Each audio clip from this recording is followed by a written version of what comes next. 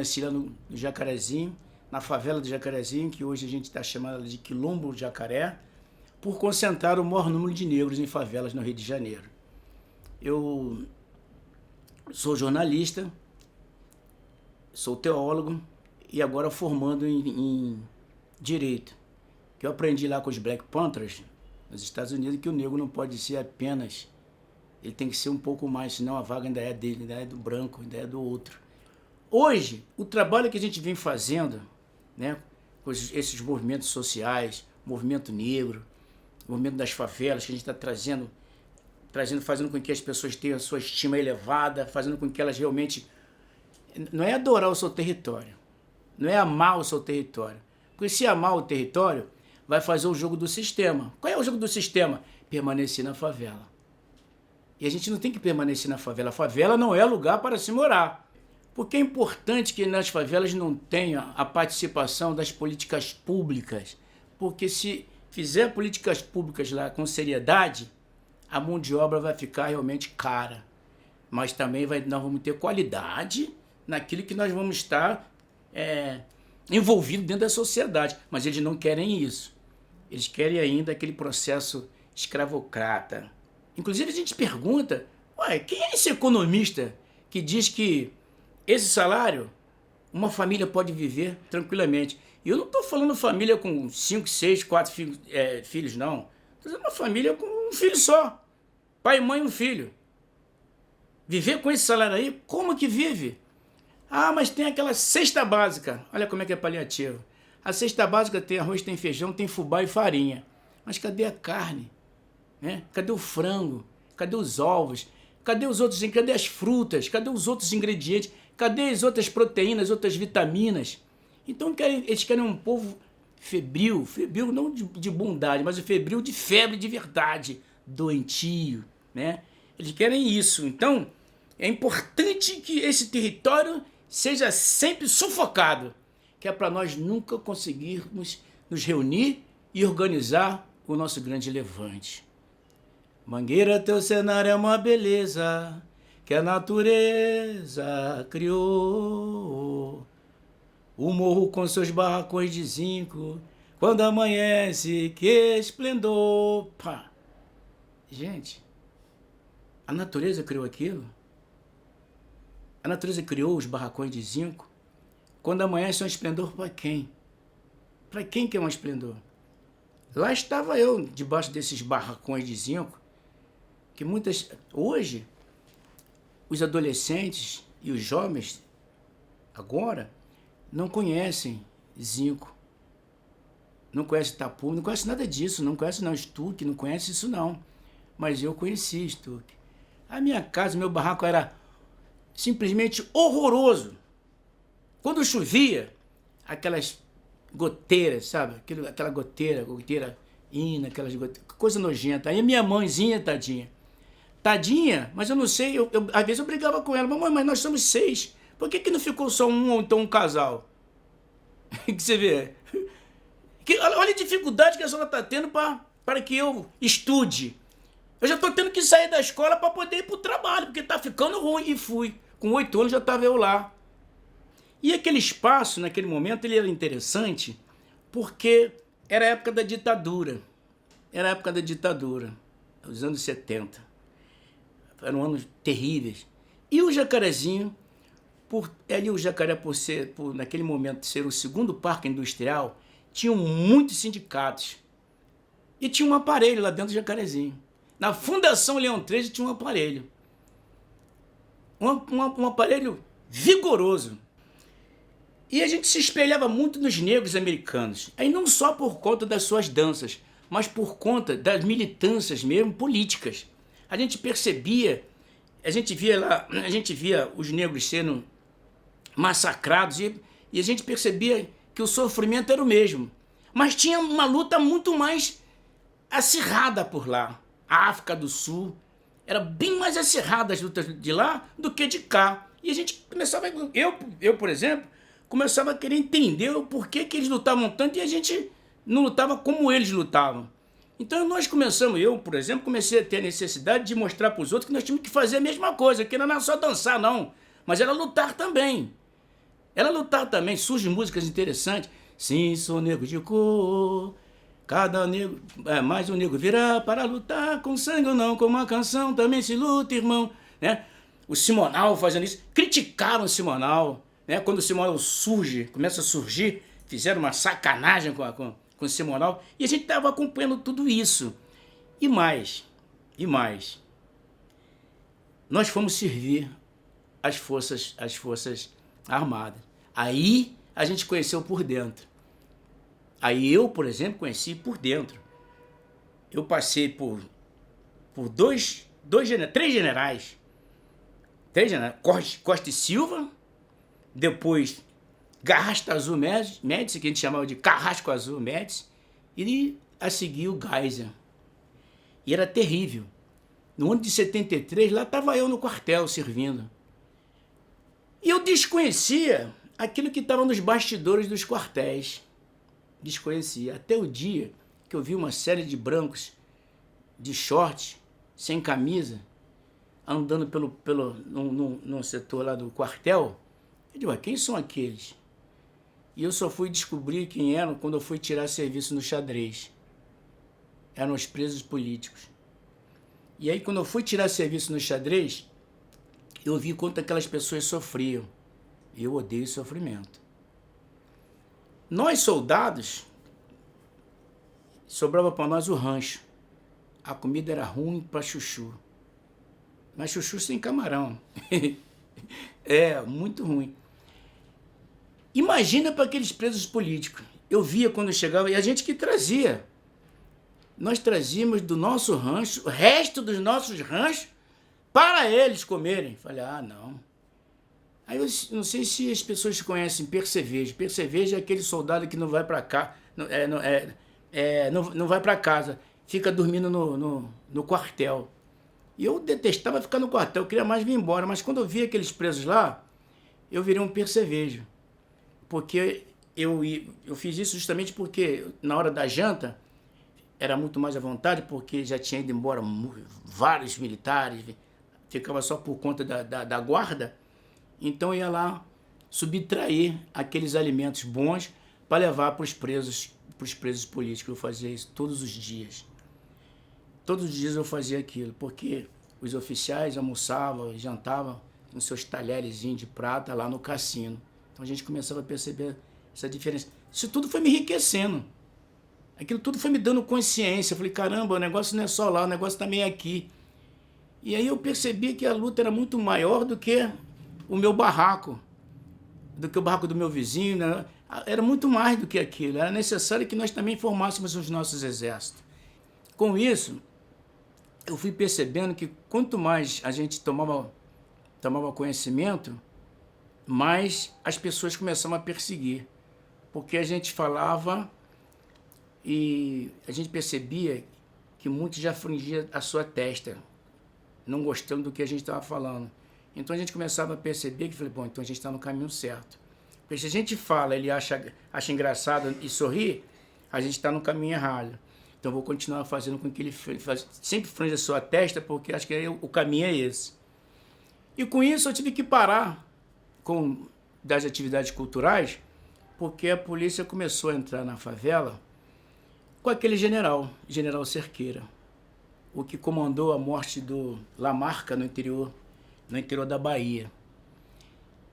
E esse canalha desse general, ele foi simplesmente ser secretário de Segurança Pública daquele beberrão que morreu de cirrose, o governador Marcelo Alencar. Trouxe esse camarada, esse troço, para ser o secretário de Segurança. A primeira canetada dele foi na nossa direção, como está fazendo o Victor hoje. Ele criou pecúnia e bravura. O que era pecúnia e bravura? Quem mais matasse, quem mais prendesse, ganhava pecúnia, ganhava mais dinheiro, e bravura era divisas. O soldado passava a ser cabo porque matou 5, matou 6, né? E ganhava mais dinheiro porque aprendia mais. A corrupção aí aumentou. Porque eles, ali, foi nesse momento que eles começavam a assaltarem as bocas de fumo. Eles assaltavam, ele não prendia ninguém.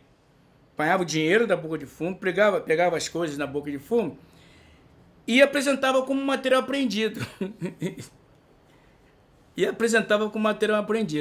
Aí, ó, esse é o nosso herói, olha quanta coisa. Era isso. E de vez em quando começava a matar nas covardias, justamente para poder ter a bravura. A bravura. Muitas das vezes nas bocas de fumo, que eu sempre falo, para vender droga não precisa de arma. Os caras estavam desarmados. Chegavam lá, faziam chacinas. Tempo lá do Mão Branca, aprenderam com aquele sistema do Mão Branca. Exterminava ali aquele grupo. Ih, matou 5. Pô, que legal. Bravura. Ah, você é cabo? Então agora você é sargento. Então começa por aí. Eu tive que parar com o Centro Cultural porque tinha que resistir a isso. Então eu tive que começar a trabalhar em cima dessa questão. Falei, mas como é que trabalha em cima disso? Como é que você reage? Como é que você resiste a isso, se você não tem arma? E aí eu comecei a fazer, sabe o quê? Peguei uma câmera e comecei a ir atrás dos caras. Quando a polícia entrava, eu ia com a câmera lá. E eu percebia que aquilo minimizava a situação, porque estava sendo vigiado, né? Estava sendo vigiado. E aquilo começou a dar certo. Deu tão certo que os remanescentes de Black Panthers, o Mike Zinzo, por exemplo, Carl Charlton, eles viram aquilo e vieram ao Brasil, vieram no Brasil e queriam me conhecer lá no Jacarezinho. Eles foram para passar um dia, mas como eles adoraram a favela, acabaram ficando lá, perderam passagem, ficaram lá mais de uma semana. E a gente achou interessante a forma como você está agindo, porque nós fazíamos a mesma coisa e eu não sabia. Naquele período ele não sabia, que eles também andavam, quando entravam nos guetos, a polícia entrava nos guetos, eles faziam a mesma coisa. Só que lá, o porte de arma é muito mais avançado do que aqui. Todo mundo tinha condições de ter a sua arma. E eles iam atrás da polícia com arma. Iam nos seus carrinhos atrás da polícia com arma. E a gente aqui não podia, porque, enfim. E acabaram me levando para lá. É onde eu aprendi. Fui lá pro gueto, fui para Nova York, Brooklyn, fui para Austin, Mississippi, Carolina. Eu andei porque eu fui fazendo palestra por ali afora. Em 2000, eu disse para o governador, era o Antônio Garotin, eu disse para ele, governador, quer pegar uma boa? Manda comigo um corregedor geral, que era a Corregedoria Unificada. Era a Polícia Militar e a Polícia Civil. Lá no Jacarezinho. Contei essa história para o general que estava fazendo intervenção do exército aqui nas favelas. Então, esse corregedor foi comigo lá no Jacarezinho. Lá tinha um DPO, que depois virou PPC, policiamento comunitário. Eu pedi para que ele fosse nos armários lá do DPO. Armas, droga, dinheiro, estava tudo lá. Imagina que isso foi feito num posto pequeno, onde você tinha 15 policiais, que eram todos algemados de lá. Faz isso no quartel. Tentaram fazer isso no quartel lá em São Gonçalo. Vocês lembram? Quando o sargento descobriu que foi descoberto, deu um tiro na cabeça e suicidou. Dizem que ele se suicidou. Dentro lá do quartel, porque foram mais de 15 presos naquele momento, que aquela região ali é a região que é muito roubo de cargas. E as cargas estavam tudo nas mãos dos policiais. Lá dentro do quartel estava abastecido de coisas. Televisões, carne, tudo estava lá. Tudo estava lá. Não interessa fazer isso. Então nós estamos entregues às traças. O que nós precisamos fazer é filmar tudo isso, fotografar tudo isso, mostrar isso publicamente, porque só dessa forma a gente começa a desvendar esse mistério. No período, então, eu lancei o condomínio Favelas. Câmeras na entrada das favelas, portões na entrada das favelas. Fui bombardeado. Câmera lá. Sorria, policial, você está sendo filmado. E o portão lá. Comecei na favela do Pica-Pau e na favela da Malvina. O portão do Pica-Pau está lá até hoje. Só que está aberto, né? Me pediram, pelo amor de Deus, a cúpula da Secretaria de Segurança Pública. Falei, Rumba, pelo amor de Deus, acaba com esse projeto, que esse projeto desmoraliza a gente. E eu sempre dizia, a minha luta ali no movimento negro, agora que a coisa chegou até nós, o porquê que o movimento negro nunca teve núcleo dentro da favela. O porquê que os núcleos do movimento negro é no asfalto, pô. Por causa de quê? Queria o PCN. Não tinha nem o movimento negro, ainda era o IPCN. Eu já brigava lá, pô, cara, eu tenho que vir aqui na Mendiçá, sair lá do Jacarezinho, às vezes eu não tenho dinheiro de passagem. Eu reclamava, falei, eu tô lá com o centro cultural lá, mas tô lá de mão abanando, como é que é isso? E eu sei que chegou aqui recurso que tá lá da Nigéria, eu tô precisando pra gente fazer esse trabalho aqui, que a negrada tá lá. Mas quais os negros que estavam ali usufruindo desses recursos? O negro acadêmico. O negro acadêmico. Ele pula a cerca, ele não... Ele tem todo esse direito, é isso que todo mundo quer, qualidade de vida. Você descer para viver bem, você descer para ter qualidade. Mas a diferença desse negro que faz isso pro negro que está lá nos Estados Unidos é aí. Porque lá, ele diz assim, tá vendo, aqui não tinha faculdade para negro, nós fizemos. Aqui não tinha escola, ensino fundamental e nem tinha ensino médio para negro, nós fizemos. Só que eles precisam da gente, aqui nós estamos lá, nós estamos fincados no território.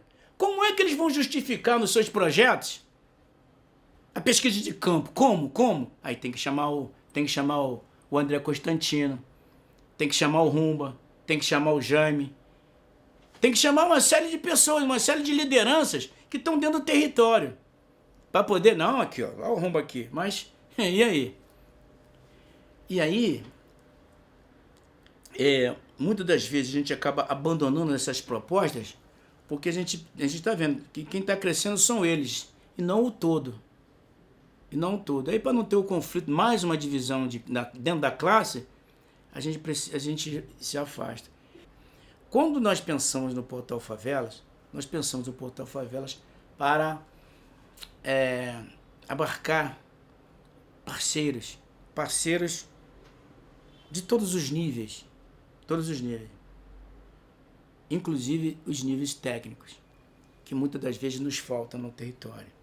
E aí o Portal Favelas, ele é isso, é uma ferramenta para ser utilizada nas favelas que nós vamos colocando os núcleos,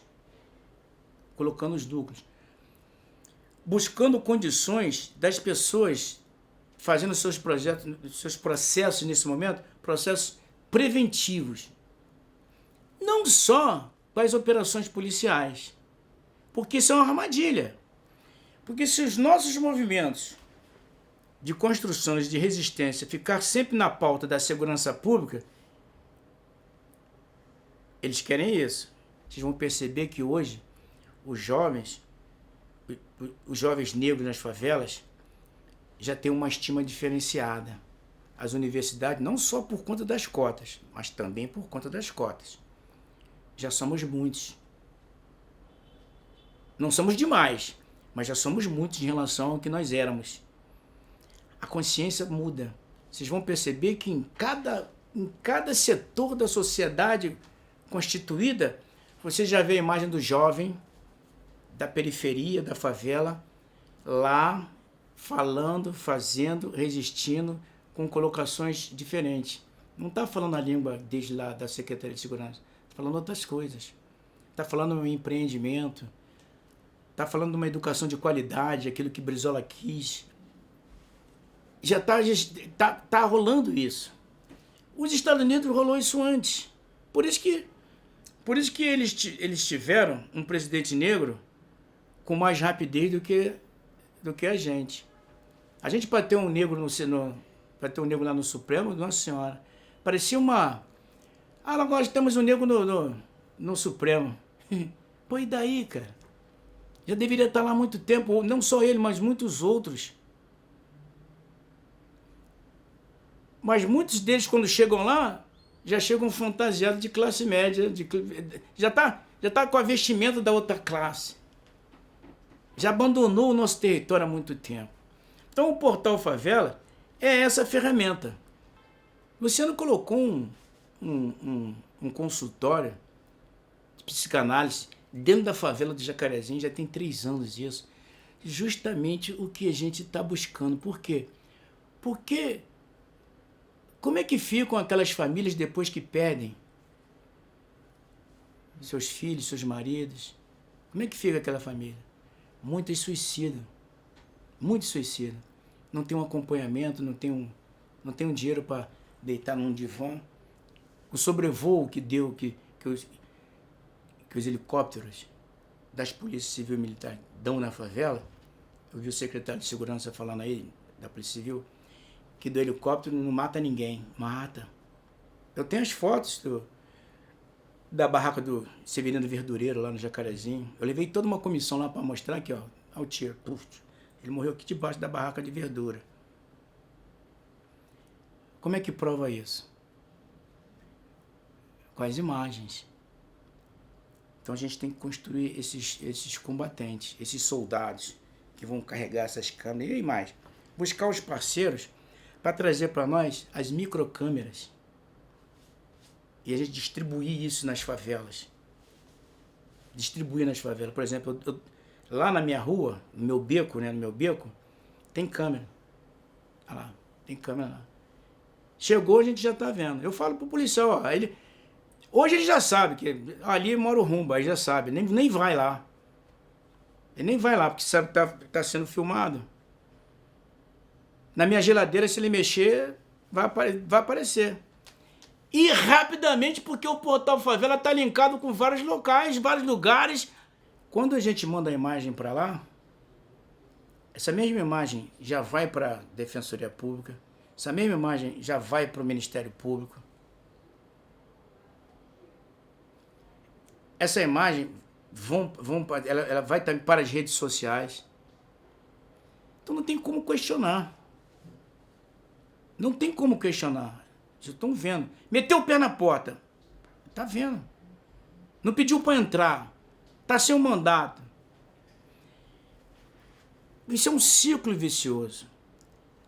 As câmeras é uma forma de você minimizar isso e com certeza o comportamento vai ter que ser modificado.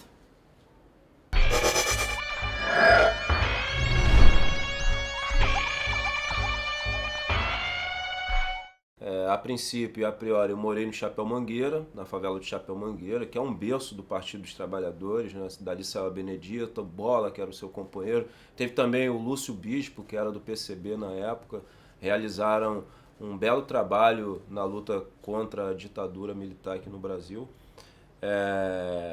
E no decorrer da minha vida eu me mudei para Babilônia, que é uma favela bem próxima do Chapéu Mangueira, no bairro do Leme.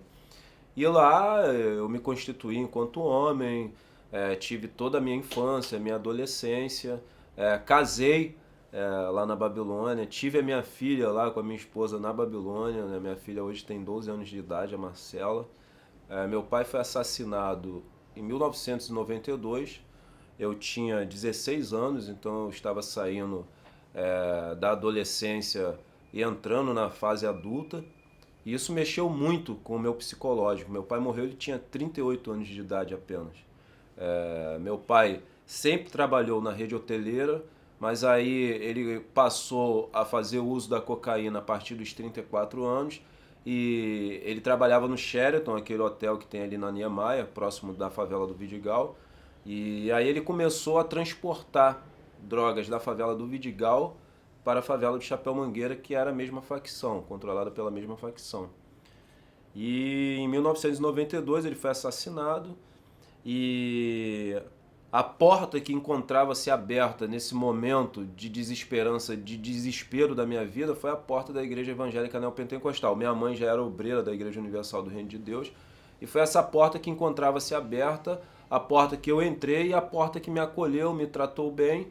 E uma vez estando, frequentando a Igreja Universal do Reino de Deus, eu me dediquei e acabei me tornando um pastor evangélico na Igreja Universal do Reino de Deus.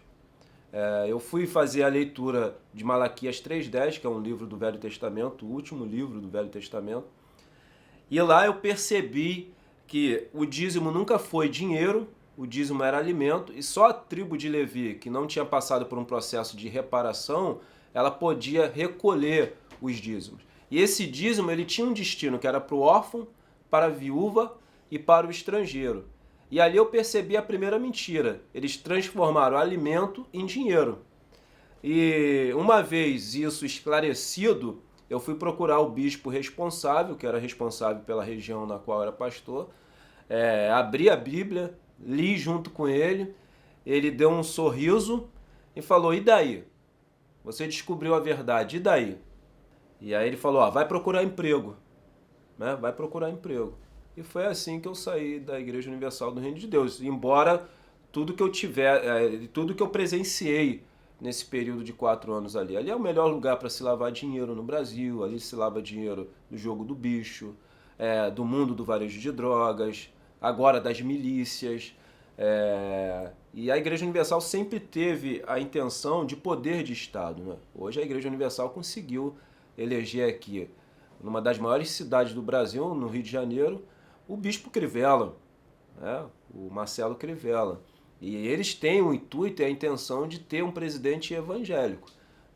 O Bolsonaro ele tem apoio dos evangélicos, mas ele não é um presidente evangélico. Eles têm o intuito e o intento de eleger um presidente evangélico. Isso é muito perigoso. E o avanço das igrejas neopentecostais é muito perigoso para o Brasil. E aí eu quero deixar bem claro que não são todas as igrejas.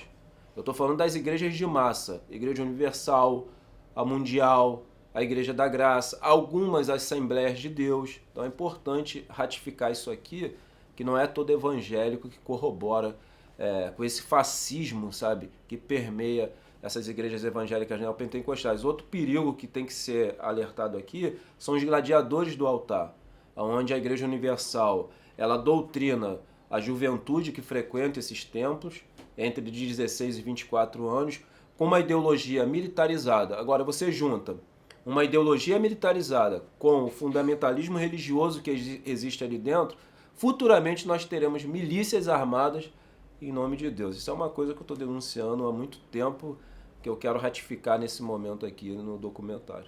Eu faço parte do Favela Não Se Cala, que é um movimento que nós idealizamos e criamos em 2011 com outros companheiros de favela.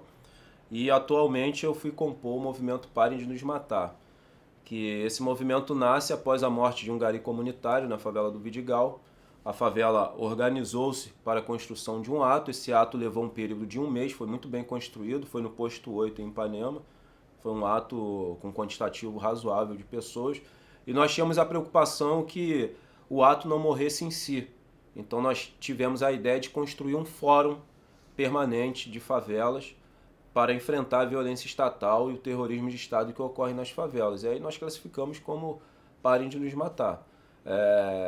Esse movimento já conseguiu construir uma audiência pública que foi bastante relevante. Conseguimos ali a adesão de todas as comissões da Assembleia Legislativa do Estado do Rio de Janeiro. Construímos um seminário e apoiamos o ato que a juventude do movimento estudantil realizou após a morte da criança Ágata no Complexo do Alemão. Então é um movimento que tem como metodologia trabalho de base, entendendo que esse trabalho tem que ser permanente, porque é justamente isso. O jovem negro, a juventude negra, não tem alternativa. Às vezes as únicas alternativas que ele tem são as drogas, o mundo do varejo de drogas, as igrejas evangélicas neopentecostais ou alguma ONG oportunista que está dentro desse território, não para mudar a realidade do território, mas para fazer uma manutenção da pobreza e da miséria e do sangue negro que ocorre ali, porque é da onde ela faz captação de recurso e recurso internacional. Então a nossa ideia é trabalhar com projetos na área da educação, da cultura, para que essa juventude tenha uma alternativa quando ela passar por qualquer tipo de ordem de problema, seja familiar, seja financeiro, seja psicológico. Essa é a nossa ideia do movimento Pare de Nos Matar. Vai funcionar a biblioteca Thomas Sankara, uma biblioteca só de autores e autoras negras, uma biblioteca que remete à nossa criança, às nossas crianças e à nossa juventude, à história da África, mas a África pré-colônia, para que ele se entenda e se compreenda enquanto negro, e para que ele entenda que a história do negro não se iniciou-se na escravidão, ela foi interrompida na escravidão. Porque os livros de história apresentam a história do negro no início da escravidão e pós a escravidão. Depois o negro não tem mais história. A nossa história é muito maior que isso, né? A história da África é o berço da humanidade, o berço da filosofia, o berço da arquitetura. Na verdade, o branco ocidental, ele não criou nada. Tudo foi uma apropriação cultural do que já existia na África e eles apropriaram-se no processo colonial que eles realizaram no continente. Também vai funcionar lá, que já está funcionando, atendimento psicológico através do Trivial, né, que é um coletivo de psicanalistas, e através do coletivo Psicanalistas na Praça. Eles já estão dando esse atendimento que é de suma importância, porque o favelado ele sofre dois tipos de violência.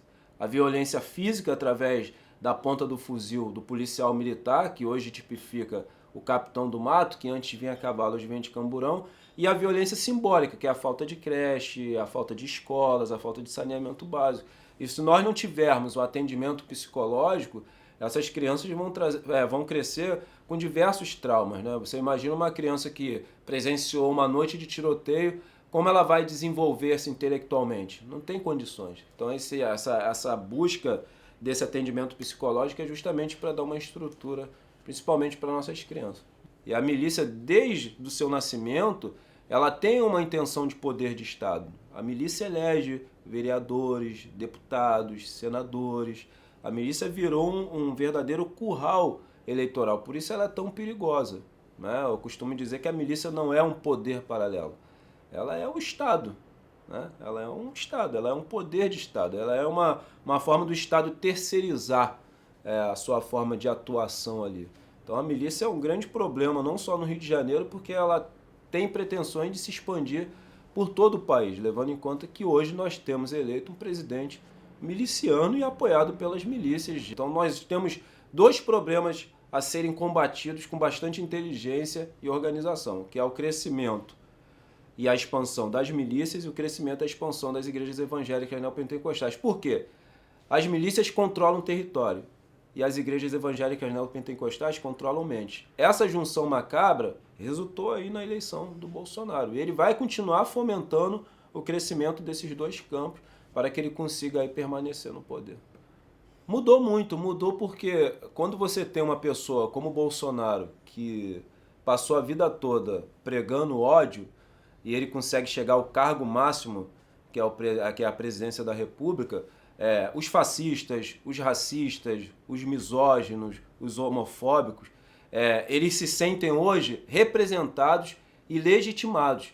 Por isso o aumento da violência contra as mulheres, contra os negros, contra os povos originários indígenas, contra os gays, porque essas pessoas não se tornaram homofóbicas ou machistas ou racistas da noite para o dia. Eles já eram, só que agora eles se sentem representados e legitimados com a presença do Bolsonaro sentado na cadeira da presidência da República. Então aumentou muito a violência no Brasil, o fascismo alastra-se no Brasil e é muito preocupante. Nós, enquanto esquerda, temos que estar organizados para combater esse campo ideológico que vem se espalhando aqui pelo Brasil, que é o avanço do fascismo.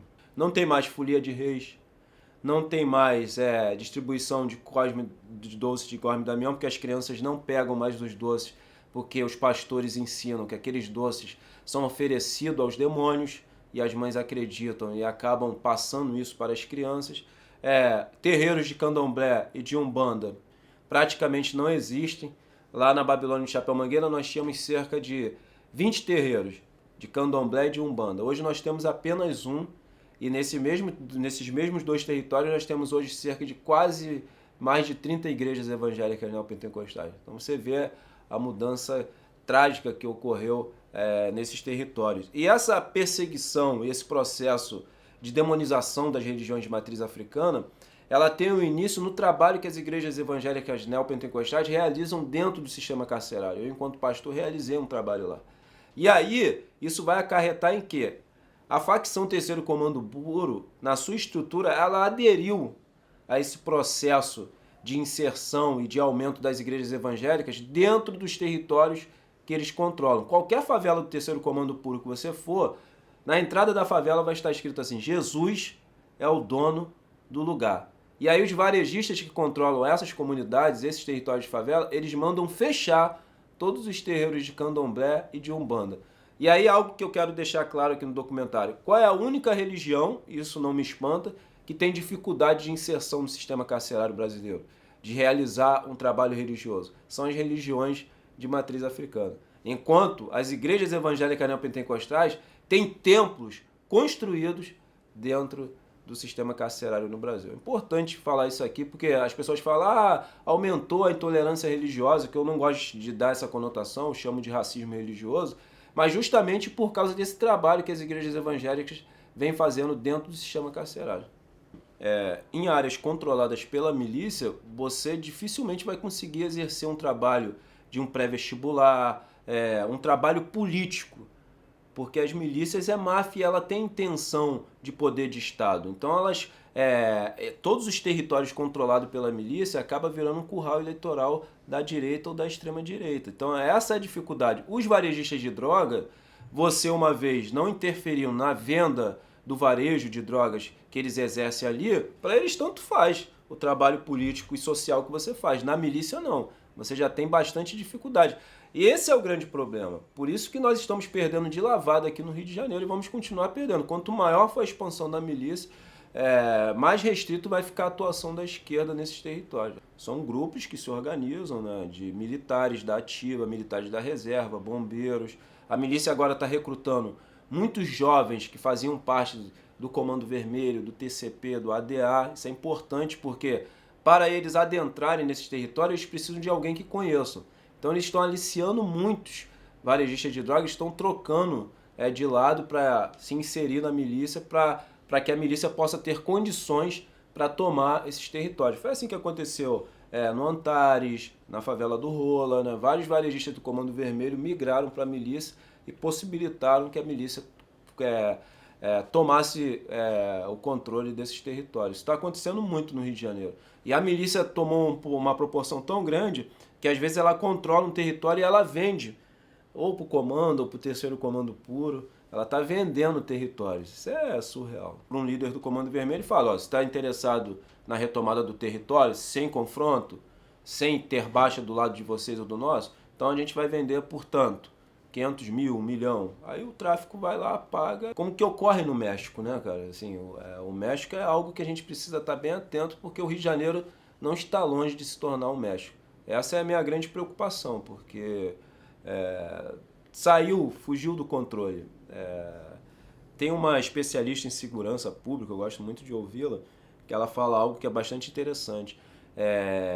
A espada que representa o poderio militar está se tornando mais forte que a mão, que é o Estado. Então eu acho que a gente tem que atentar para isso, né? A espada está se tornando mais forte que a mão. O poder da fala, o poder da denúncia, essa é a arma. Agora, eu não romantizo o que eu estou fazendo aqui. Tudo que eu estou falando para vocês são coisas que pessoas têm receio e com razão de falar. Eu sou um dos poucos que abordam isso no Rio de Janeiro. Agora, eu posso ser assassinado a qualquer momento, né? Eu não tenho... eu não romantizo o que eu estou fazendo aqui. Eu sei dos riscos. Agora, eu assumi essa responsabilidade, né, de denunciar isso, de mostrar isso. Eu falo isso na TV 247 com maior naturalidade. Coisas que eu falo, até o Freixo tem medo de falar, mas eu acho que a vida é uma escolha, né? Você decide como vai viver e como vai morrer, né? Eu decidi viver como homem livre e, se for preciso, morrer de pé. Criar uma rede de advogados, né, para dar suporte jurídico a essa militância, caso essa militância venha a precisar. Uma rede entre os estados, né? O André sofreu ameaça da milícia, ele está com dificuldade de locomoção no Rio. Então, olha só, tem um espaço em um determinado estado onde a gente vai fazer a translocação do André para que ele fique ali um tempo até a poeira baixar. Nós fizemos a proposta também de criação de grupos, né, de psicanalistas e psicólogos para dar atendimento à militância que está adoecendo após o golpe e a vitória da extrema-direita, né, após o fascismo tomar conta da cadeira da presidência da República. Acho que são coisas que são viáveis para o partido fazer. Agora, indo para o campo mais extremo, nós do Movimento Favela Não Se Cala, desde 2011, defendemos o Comitê de Autodefesa, que é a favela se armar, que é o negro se armar para fazer sua autodefesa. Nós entendemos que o Comitê de Autodefesa é a legítima defesa do povo negro contra o genocídio que é praticado e exercido pelo Estado brasileiro. O grande erro da segurança pública aqui no estado do Rio de Janeiro e a sua falência é o próprio Caveirão. E diga-se de passagem, é comprado do Estado sionista de Israel. É um blindado, onde os policiais usam justamente para exercer o confronto e para a proteção do policial. Assim, nós não somos contrários às incursões policiais. Nós somos contrários às incursões policiais da forma que ela se dá. Às 6 da manhã, ao meio-dia, onde há um fluxo grande de moradores transitando pela favela. Uma política de segurança baseada meramente no confronto, sem nenhum tipo de inteligência. Porque eu não vejo a polícia invadindo um condomínio de luxo às 7 da manhã. E eu sei, eu já fui em festas na Barra da Tijuca, onde a cocaína foi servida para mim na bandeja. Então a gente sabe que tem uma questão de COI, de CEP, estabelecida para essa política de guerra às drogas, onde o pano de fundo dela é corroborar e acelerar o genocídio do povo negro, levando em conta que a cada 23 minutos um jovem negro morre assassinado no Brasil. De 100 pessoas mortas assassinadas no Brasil, 77 delas são negras. O nome disso é genocídio, praticado e exercido pelo Estado brasileiro. É importante frisar isso aqui. A política de genocídio não é uma política de governo, é uma política de Estado.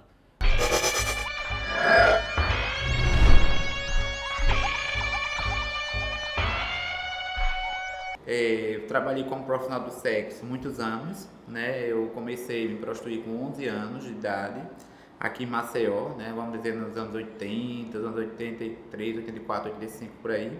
Eu já fazia programa. E daí eu sempre via muitas minhas amigas, naquela época você ganhava muito dinheiro, ainda não existia políticas públicas para essa população trans, né? A gente ainda era tratado como ultravesti ainda, né?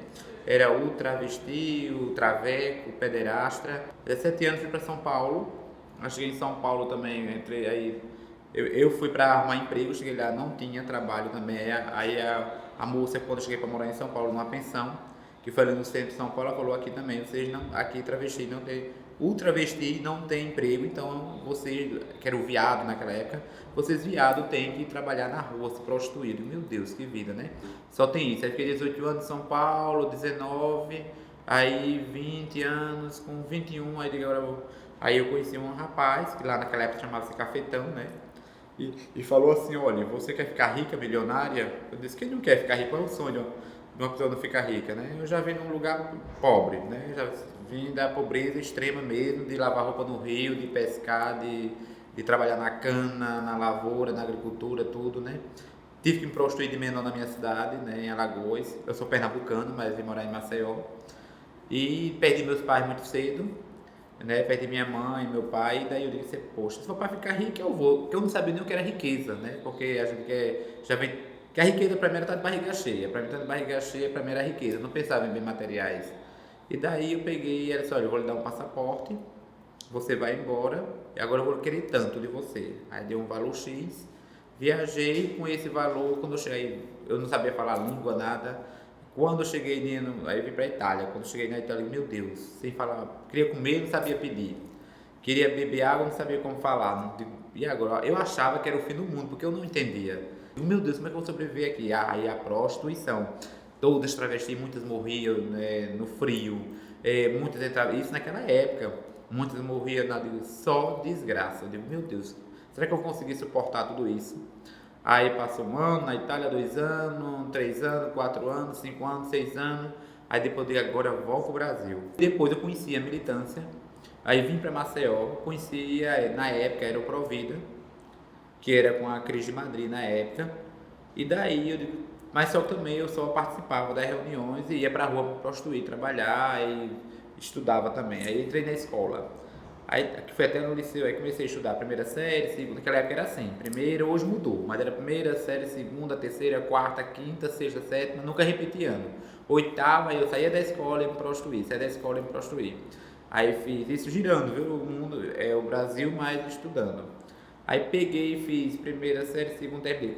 Naquela época era primeiro magistério, tinha científico, aí terminei o científico. Só que daí eu fui procurar, e agora? Eu vou fazer o quê? Terminei. E aí daí não podia, porque travesti não podia fazer uma faculdade, não tinha como. A gente era expulsa porque a gente se vestia de mulher e não podia entrar dentro de uma faculdade ou numa escola mesmo para poder mulher. Eu sempre fui abusada, eu sempre estudei com roupa feminina, tanto no Liceu Alagoano e outras escolas por aí em Pernambuco. Sempre feminina, mas era uma briga, tanto dos diretores, dos professores, que eu tava... Mas eu era danado, eu sempre fui uma negra, mulher negra, que na época não existia as políticas, mas eu era uma pessoa que estava ali, eu lutava para sobreviver, né? E daí nós conseguimos, lutamos para ter o nome feminino, tudo, nome social, né? Aí só que o nome social não me conformava a gente, eu digo, não, nome social não, nós vamos querer um nome civil, um nome de direito nosso, porque apelido sempre tivemos. Eu fico muito triste porque as oportunidades, se hoje você chegar a perguntar para mim, Natasha, que evolução tem? Foi que vocês conseguiram hoje para travesti? Eu vou dizer que nada. Só se você vê as travestis aqui no nosso estado, não tem que faz faculdade, não tem nenhuma. Você conta nos dedos. Se você vê alguma travesti formada numa faculdade aqui em Alagoas, porque ele teve uma vida gay, nunca se prostituiu na rua, e agora que está se montando de mulher, porque está se vestindo de mulher e dizendo que é travesti, porque agora mudou as políticas. Hoje, para ser mulher, você não precisa mais não precisa ser operada, não precisa ter peito nem bundão. Na minha época, não, a travesti tem que ter corpão. Era muito ligada no corpo. Hoje, com os estudos, com o avanço, hoje, para ser mulher, não precisa ter aquela mulher grandona. A mulher está aqui na cabeça, né? Aí, hoje eu trabalho sempre nas palestras, que a mulher, quem faz a mulher e o homem não é o pênis nem a vagina, mas sim a mente, a cabeça que faz o comando, né? As pessoas sabem que existe as meninas travestis, que existe a gente que é atriz, que são travesti. Você não vê uma travesti ser chamada para gravar um filme, para fazer nada, para poder fazer uma cena, né? Eles preferem botar ou um rapaz vestido de mulher, dizendo que é uma travesti, e falar de uma vivência de uma travesti que não é. Porque para mim, eu digo assim, para falar de travesti, tem que ser travesti. Como vocês fizeram aqui comigo, me trouxeram aqui, e eu como travesti, estou aqui falando pessoa que já sofri, que já fui presa, que já apanhei, né? Já fiquei no porão, né? Na Itália mesmo já fui presa várias vezes por ser puta. Em São Paulo já apanhei muito da polícia, né? No meu Nordeste também, porque naquele tempo travesti era horrível, não podia, né? A gente era usada o corpo, mas era proibido, né? Eu queria fazer a faculdade para enfermeira, só que eu não tinha condições. A posto dele que eu tenho não vai dar para pagar o curso de enfermagem. Mas eu vou fazer o técnico, e o técnico ele vai, pelo menos vou ter uma visão de que é ser um enfermeiro, de trabalhar dentro do hospital e mostrar que a travesti ela seja capaz de poder exercer no mercado de trabalho. E daí eu enfrentei, peguei o dinheiro que tinha, paguei na escola, né? No começo foi aquele rebuliço, porque eles não eram acostumados com travesti. Fizeram reunião na escola, que ia chegar uma pessoa diferente, que os alunos se adaptassem, né? Essa nova pessoa que estava chegando, parece que está chegando um ET na escola. E daí eu peguei, mas eu não vou desistir. E daí eu comecei o curso técnico. E daí eu comecei a procurar, quando eu terminei o auxiliar, fui começar a procurar emprego. E as empresas diziam assim, olha, infelizmente a gente não quer, né? Porque você vai chocar a família não está acostumada com gente como você, né? Com gente como você, gente do seu tipo. Digo, poxa, então eu sou um ET, né? Eu vim de outro planeta, né? Eu venho de outro planeta, por isso que eu me identifico muito com ela da Soares, porque ela fala muito essas coisas. Então eu sou de outro planeta, né? Mulher de outro planeta. E porra, eu não posso nem trabalhar. Ele vai eu para as cooperativas, vai eu para o hospital. E passou-se, terminei o técnico, porque auxiliar já estava sendo você tem que fazer o técnico, aí terminei o curso técnico e daí eu consegui o consultório na rua. Aí eu fui fazer estágio no consultório na rua, fiquei 7 meses estagiando grátis, né, para mostrar o meu trabalho. E daí eles me contrataram para trabalhar, que estou até a data presente. Vai fazer 10 anos que estou no consultório na rua. Hoje é um trabalho que eu adoro. Tentei em hospitais trabalhar, ninguém nunca me quis aqui no mercado de trabalho, em hospital não quis, porque eu sou uma mulher trans. Já levei muito currículo, as pessoas não aceitam quando vê lá o nome masculino, ou agora como eu troquei, mas está lá dizendo meus currículos, eu sou pessoa trans, que dou palestra, que viajo muito, que sou afiliada à ANTRA, ou Fonotrans, que defendo essa população de vulnerabilidade. Aí eles botam miséria, diz que não pode, olha, que ninguém tem preconceito, mas não pode. Fui fazer também outra prova em outro hospital também. Cheguei lá e disse, olha, você tem uma nota boa, mas infelizmente não dá para trabalhar porque a gente não tem preconceito, já dizendo que tem, né? Porque não precisa dizer que tem preconceito, mas a gente não tem. Quando aparece uma oportunidade, a gente lhe chama. E eu vou dizer uma coisa a você. E nesse período que estamos vivendo agora, eu vou logo ser sincero, não sei se pode falar, mas eu vou falar com vocês aí, né? Nesse novo governo que nós estamos, eu sempre digo para as pessoas, eu sempre sofri. Então, para mim, o sofrimento não vai ser tanto, porque eu sempre sofri, nunca tive nada. Quem teve vai começar a sofrer. Porque eu já apanhei, já passei por isso. Nós estamos num período de guerra e as pessoas não estão se tocando. Nós estamos num período agora, quem é pobre vai ser pobre, quem é rico vai ser rico. Porque agora, esses novos governos que estão aí, essas novas políticas, essas pessoas agora estão agora separando o rico do pobre. Porque eles não querem travesti na sala de aula, eles não querem travesti no mercado de trabalho, não estão querendo uma filha de uma empregada negra na casa, estudando junto com um branco numa faculdade. Poxa, aquilo era uma mulher trans cobrindo, coisa que eu nunca vi. E a travesti, estou aqui cobrindo um evento tal para o canal Wonderful. Que canal é esse? Canal de travesti. É uma empresa. Pô, uma empresa de travesti, nunca vi, né?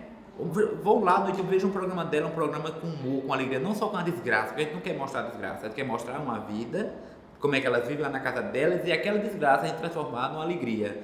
Pegar aquela menina que está lá, botar ela para trabalhar na maquiagem, no figurino, numa roupa, para que ela possa andar atrás de apoio, de patrocínio, junto com os alunos, que não vão precisar de os alunos estar conosco, pessoas que entendam da TV, né, que a gente não entende, que é uma base, mas que a gente quer formar, é um sonho que a gente tem que pensar alto, né, transformar um canal em uma empresa mesmo de mercado de trabalho.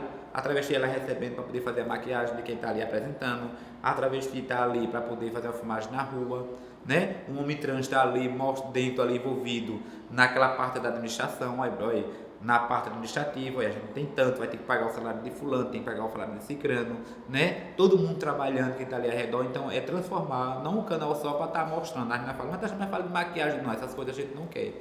Vamos trabalhar políticas públicas, mercado de trabalho, porque maquiagem todo mundo fala, essas coisas todo mundo fala, gênero agora é o que mais fala na internet, né? Vamos mostrar uma coisa diferente.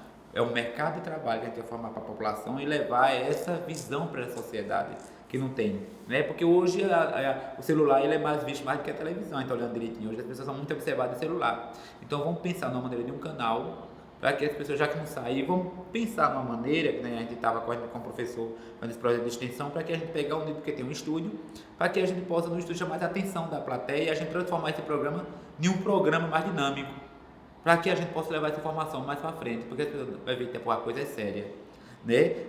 Aí um já começa a passar para o outro, já olha, vamos assistir isso, vamos assistir aquilo, né? Principalmente os alunos de hoje precisam, quem faz direito é o psicólogo, é o enfermeiro, é o médico, principalmente a população médica. Os médicos precisam muito que ele trabalhe com um público trans, ele sabe abordar a travesti, chama de travesti. Eu quero focar mais no canal, porque esse canal é para trabalhar também essa política das meninas, como elas se empoderar, porque elas vêm da rua, vêm com a cabeça diferente, e o canal é uma maneira delas de entender, trabalhar, e o teatro, delas poderem se empoderar, saber interagir com a plateia, de poder delas poder se comunicar, porque elas têm vergonha de sair durante o dia, né? E o canal a gente vai quebrar esses tabus, trazer ela para dentro do canal, trazer para que elas assistam, para que elas participem, para que elas elas conheçam outro universo, né? Não tenham vergonha desse quebra elas quebram esse paradigma mesmo que através de estar escondido em casa e sair só à noite para se prostituir.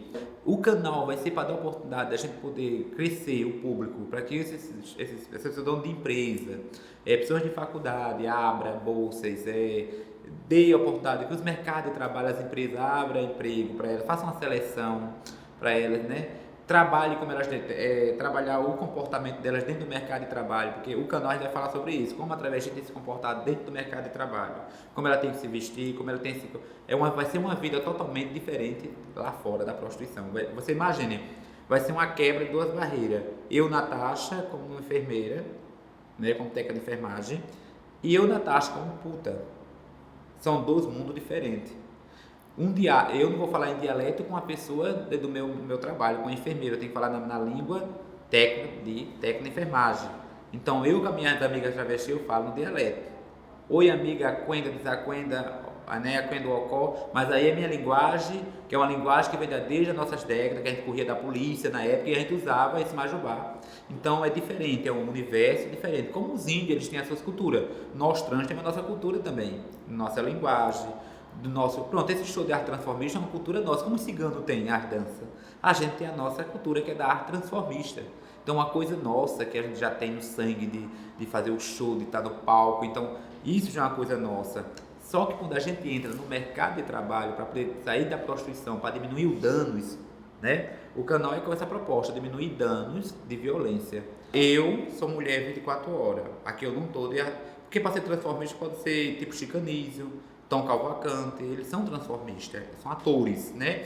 Então eu sou uma mulher negra, travesti, então meu jeito vai ser assim no mercado de trabalho, que eu vou botar meu jaleco, minha farda e vou trabalhar, atender meus pacientes. Agora, já em um palco é diferente, eu vou estar com um personagem. Por exemplo, eu, Natasha, vou estar de Elza Soares, vou me transformar nela, vou estar de Tina, vou me transformar no personagem. Ali é meu espetáculo, é meu show, é diferente. Terminou meu show ali, eu volto a ser Natasha Wonderful. Eu volto a ser aquela pessoa do mercado de trabalho, a dona de casa, né, que cuide das minhas coisas, que cuide do meu paciente. É diferente. Eu já tive medo quando teve a mudança, porque quando tinha na época do Lula, do PT, a gente tinha muita drag, muita travesti, a gente tinha... Observa assim, quando tinha no comício, que a gente fala comício, né, era muita menina, muito enfeite, muita bandeira LGBT. Quando foi no posto do Bolsonaro, tinha só a bandeira do Brasil, mas ninguém viu uma trans, todas se esconderam. Todas as travestis se esconderam e não teve... E a gente observa que eles estão tirando tudo o que é para travesti. Né? Para eles a gente é o pecado, para eles a gente é a vergonha da sociedade, a gente está transformando as crianças em gay, a gente quer que tudo não seja gay, porque para ele fala assim, porque eu, para mim, na minha cabeça eu posso estar enganado, espero a Deus que não, que a gente pode nem julgar, mas ele, como ele foi um homem assim, que tem militares maravilhosos, militares que eu conheço, pessoas que foram da Marinha, do Exército, que tem uma cabeça totalmente aberta. Eu ando na casa da minha amiga, meu marido trabalhou anos e anos na Marinha, e tem uma cabeça maravilhosa, me trata como mulher, com o maior respeito, né? Eu vou na casa dele, como tudo, que é o marido da minha amiga, da Severina, e outras pessoas que é do militar, que não tem aquela cabeça, mas ele tem uma cabeça muito fechada. Ele é um homem que ele é uma cabeça focada, ainda fechada, e esse fechamento da cabeça dele é perigoso, porque ele não é o dono do Brasil. Se ele está lá, ele representa a gente brasileira, então ele tem que ver que nós brasileiros, também travestis, nós votamos. Mas ele tem que ver que tem que trabalhar para o povo, ele tem que trabalhar para todas as religiões, ele não pode discriminar religião nenhuma, ele tem que abraçar LGBT, pessoas cis héteros, não binárias, ele tem que abraçar, por mais que ele não goste, mas que ele diga assim, não, eu não gosto dessa raça, desse povo, mas eu tenho que ver que estou representando o povo brasileiro. E ele me dá medo. Quando eu vejo ele assim na televisão, eu penso que eu estou vendo o Hitler. E aquilo me arrepia, eu digo, meu Deus, se eu botar um bigode naquele homem, e botar ele em pé, com aquele negócio pé, com aquele lado, é o Hitler. Então é a visão que eu tenho dele, eu tenho muito medo, não vou mentir. Posso estar enganado, meu Deus, eu posso estar... Espera Jesus que a gente não pode julgar, mas eu tenho muito medo, sim. E tenho medo do meu público e de mim mesma. Assim, eu tenho medo de sofrer, de voltar para as ruas de novo, das portas fechar, os projetos acabar, entendeu? É tudo o que puder, eu luto, peço muito a Deus para que isso não aconteça, que ele não tenha esse poder. Então, esse negócio do Bolsonaro é bom porque é a briga da arte com a arma. E a arte, ela tem o poder de destruir a arma, não adianta. Não é como Deus, quer dizer, quem tem Deus tem tudo. Quando ele está com a arma, a gente está com o teatro, né? E o teatro, ele cobre tudo, é o amor. O teatro, a gente sempre beija o palco, a gente sempre agradece, né? Antes do show começar, quem já foi já sabe como é, a gente sempre agradece tudo, a gente sempre pensa. A Armina fica triste, não está fazendo show, nada, a gente tem dinheiro, a gente vai que eu pego meu salário todinho, eu passo a noite todinha limpando casa, fazendo faxina para isso, para que a gente possa botar esse negócio para frente.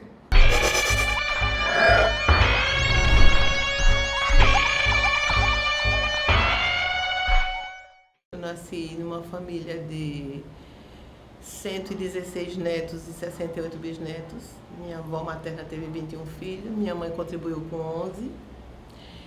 E assim, nasci de uma família católica como quase todo brasileiro, né? E aos 9 anos de idade eu comecei a ter os meus sintomas, né, de mediunidade, e a família não aceitando, me levava para curandeiros, padre, pastores, que no passado só tinha igreja batista, não existia tantas igrejas, né? E aí, mas como uma menina nascida na igreja católica, eu cresci também ouvindo falando horrores da minha religião, né? Da minha fé, da minha condição de médium. E aí minha avó tinha o quartinho dela lá que não abria para nada, ninguém via, nem a gente, né? Mas menina é curioso e eu não podia ver a brechinha do quarto que eu botava o olho e ia lá olhar. E minha avó tinha assim os caboclos da Jurema, seu Zé Pilintra, né? Aqui em Alagoas, não foi o candomblé que imperou, né? Foi o catimbó do Nordeste, o Xangô do Nordeste, né? A pagelança, as rezadeiras de ramo e os juremeiros. E minha avó tinha muito essa linhagem, né? Depois chegou a Umbanda, que não é a Umbanda pura, e que se misturou toda com essa fé, esses ritos, que é a Umbanda do Nordeste, como a gente fala. E eu cheguei a ficar em conflito, porque eu via a minha mediunidade aflorando, mas eu via minha mãe dizendo que era coisa do demônio. Então eu fiquei achando uma época que realmente essa energia era uma coisa ruim para a minha vida. Aí me trouxeram para cá, para Maceió, e o médico que me atendeu, o psiquiatra, o Dr. Marcondes, ele olhou para mim, olhou para minha mãe, eu não sabia que ele era espírita também, e disse: Tonha, sua filha não é louca, ela precisa de cuidados espirituais. E começou a falar comigo, e cada palavra que ele dizia a mim, era como se eu estivesse tomando um banho de bálsamo, aquilo ia aliviando meu coração. Eu olhava para minha mãe, ela horrorizada com aquilo que ele estava dizendo. Enfim, eu fui para um terreiro por causa dele. Médico psiquiatra, há 39 anos atrás. Aí fui para o terreiro de Mãe Celina, né? Fui ainda para o kardecismo, mas eu já ficava só ouvindo as palestras, eu ia nos abrigos, mas eu não aceitava mais que os meus guias eram obsessores. E hoje, foi no terreiro de Mãe Celina de Oxalufã, que agora, dia 26 de fevereiro de 2020, ela está completando 103 anos, está viva, está viva. E eu sou hoje a filha de santo mais velha viva dela, sou eu. E foi lá que eu me tornei um Ialorixá, foi lá que eu tive os meus ensinamentos. E as consultas iam chegando na minha casa e de repente minha mãe de santo também dizia que eu precisava ser mãe pequena, eu era mãe pequena. E comecei a fazer bori, comecei cuidando da casa. Quando eu me vi, estava com a casa aberta. E essa casa já tem 30 anos. Quando você chega num terreiro, não se pergunta qual a sua religião, pergunta o que você precisa, né? E assim, a minha religião, eu acho, é tão importante na minha vida, não é o muro que cerca a minha religião, a minha fé, vamos dizer isso. Que a minha fé me fez mãe, me fez mulher, me fez trabalhadora, né? Porque quando eu me firmei como Iabacé, cozinheira do sagrado. Até para me auxiliar minha mãe de santo, que não tinha Iabacé na casa, né? E os ensinamentos que eu tive no terreiro me fez a mulher que eu sou hoje, gastrônoma, né? Foi através do terreiro, foi através da resistência da minha avó, que falava da comida do sagrado, né? Que acolhia. E no terreiro é a troca de energia, é a permuta. O que a gente dá, a gente come, né? E é tanto que tem até os versos, quando a gente arria a comida do orixá, a gente canta: quem me dar o que comer, também come. Quem me dar o que beber, também bebe. É claro que a representação é a comida, mas isso é exemplificando que você tem que dar o bem, fazer o bem, para que o bem também venha para a sua vida. Eu sou de matriz africana, eu sou povo de terreiro, eu sou povo tradicional de terreiro. Nós temos que começar a mudar até no nosso falar. Se falta muita articulação ainda. Eu acho que o preconceito sempre houve, nunca vai deixar de existir. Claro que não. Eu acho que hoje eles estão tendo mais apoio para se posicionar. Porque antes existia um pouco mais velado. Hoje eles têm apoio para dizer: não gosto e acabou. Mas eu acho que o povo de terreiro, o índio, o negro, independente da sua fé, ele tem que estar mais próximo do outro. Ele tem que ver. É tanto que, às vezes, infelizmente, a gente tem um irmão negro que quando assume o poder, quando senta numa cadeira, eu digo brincando, ele toma um banho de cândida, de água sanitária. Ele esquece que estava na senzala, ele esquece que ele está passando apenas por ali, que ele está sentado na cadeirinha, foi para defender o nosso povo, foi para apoiar nossas ações. E lá, ele simplesmente, muitos, não todos, mas muitos, eles viram as costas. Né? Então, é necessário que exista mais essa articulação geral, no sentido geral.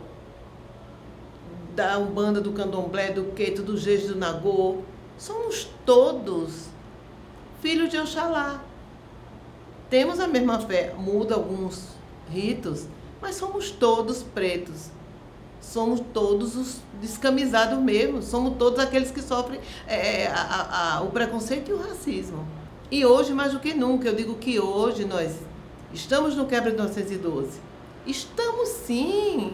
Nós estamos porque antigamente era só em Alagoas, era só em lugares pequenos. Hoje é o Brasil. O quebra está em Rio de Janeiro, está em São Paulo, está em Minas, está no Brasil inteiro. Me mostra quem foi que matou o pai de santo, que incendiou o terreiro que está preso. Se você mostrar alguém, eu vou pedir desculpas. Não tem. Então acontece, tem aquele auezinho que passa na internet, que eu estou cansada, muitas vezes eu nem quero ver mais, e acabou. Cadê as atitudes, cadê as ações? Cadê a justiça? Eu digo preto, aquele que pensa como eu, porque tem muito preto que não pensa, que é contra as nossas ações. Então, nós não podemos perder o nosso espaço para o branco. Isso não. Mas nós temos que ver que muitas vezes o nosso preto esquece que é preto quando está no poder. Então, a gente tem que ver o seguinte, que todos que pensam como nós, afinal de contas, o Quilombo dos Palmares, que é o maior espaço de resistência do povo brasileiro, que é o Quilombo dos Palmares, o qual Deus e meus orixás me deu a oportunidade, a honra de dormir, de conviver, de morar, de gerar renda naquele espaço, de ter um terreiro naquele espaço. Não era só preto que tinha, era índio, era branco, era o negro sim, a maioria. Era o nosso povo preto sim. Mas nesse momento que estamos passando, a porta da senzala tem que abrir para quem pensa como nós, que quer o nosso bem, que nos defende. Eu comecei a gerar renda, a cozinhar para as pessoas, eu abri um buffet para gerar renda para as mulheres, porque aí era uma forma da gente ganhar dinheiro, sustentar o terreiro e elas terem o salário delas. Daí eu recebi o convite para cozinhar na Serra da Barriga, foi lá que nasceu, em cima mesmo na Serra da Barriga. Era uma feijoada de 80 pessoas, passou para 800 no tempo do governo Ronaldo Lessa. E daí o restaurante da Serra da Barriga, a reconstrução do parque, aí a gente começou com alimento, e a gente foi se mantendo através do alimento, mantendo o projeto através do alimento, sustentando a creche com o alimento. E aí nós queríamos abrir uma barraca de acarajé em Maceió, porque o acarajé é um alimento sagrado de um dos meus orixás, de Oiá, e que mantém famílias. A gente sabe que mulheres que vendem acarajé, baianas de acarajé, mulheres e homens hoje também vendem, que no passado só era permitido mulher vender acarajé, o santo, né, não permitia. Foi muita conversação com o santo para deixar a gente gerar renda, né, vender, porque não era possível negociar com a acarajé, que é do sagrado. O acarajé não é bolinho de Jesus, tá? É a comida de Iansã de Oiá. Tá? É do religioso, sim, nasceu no terreiro, sim. Então, eu como uma boa filha de Oiá do Oxum, né? De Oiá, que é a dona da democracia, e como mestre do patrimônio vivo do Estado, através da gastronomia afro-indígena, como mãe, como militante, como mulher negra, eu disse, eu acho que esse espaço, aqui na Ponta Verde, frente da escola Sebicoque, eu posso usar esse espaço para desmistificar, para que as pessoas entendam o que é a nossa fé, o que é a nossa gastronomia, o que é a cultura afro-brasileira, a influência no nosso dia a dia. Eu tive esse pensamento assim, para que o nosso povo resistisse aqui. No começo houve algumas, né, as pessoas com olhares um pouquinho atravessados, tem uns que entram, por que está de turbante, é comida de macumba, né? Mas aos pouquinhos a gente está desmistificando isso. Tem pessoas que dizem, ai mãe Neide, eu chegava aqui, eu tinha medo, que eu achava que era comida do terreiro. Aí me dá um espaço para me falar. Isso é muito bom. Aí eu sento, converso, explico, mas é muito bom, é maravilhoso. E vira cliente, né? E aí no dia da inauguração eu trouxe atores globais, eu trouxe simpatizantes, todos babás, trouxe as, grupos culturais, a casa encheu, fizemos um cortejo com maracatu, com Bumba Meu Boi, com capoeira, com grupo afro. E aí estamos acontecendo, trabalhando a nossa gastronomia afro e indígena, resistindo. E é isso, meu filho, caminhando. O Grupo Ney Espírito Santa Bárbara, GESB, é o terreiro. Né? É lá onde não só eu, mas mais de 250 pessoas encontram paz, tranquilidade, força para resistir. É o meu sagrado, é o sagrado da minha família e de tantos filhos que pertencem a essa casa. E o projeto INAE, que é o Centro de Formação e Inclusão Social INAE, ele nasceu da necessidade de apoiar os filhos, não só os filhos dos filhos de santo, como o povo da periferia do Vilarejo Campestre, que é um dos bairros mais violentos de Alagoas. Né? O INAE já existe lá há 26 anos. Né? Todos os meus filhos se criaram lá dentro, aprenderam a andar, caminhar. E eu comecei para ajudar na renda familiar, eu comecei a costurar. E daí eu comecei a costurar. Como não tinha costureiras que não querem costurar para o santo, porque vou costurar para roupa de macumba, então muitas resistiam isso. E é engraçado que o preconceito, ele nos dá força para a gente abrir caminhos, né? Porque muitas mulheres se tornaram costureiras, porque não tinha quem fizesse sua roupa de santo. Aprenderam a fazer o indumentário do seu santo, porque alguns carnavalescos não queriam fazer. Aprenderam a cozinhar, porque muita não queria. Então, assim, começaram a gerar renda por esse preconceito, por não ter espaço na sociedade. E eu comecei a costurar para a roupa do santo, mas chegou tanta encomenda, graças a Deus, que eu precisei convidar algumas mulheres.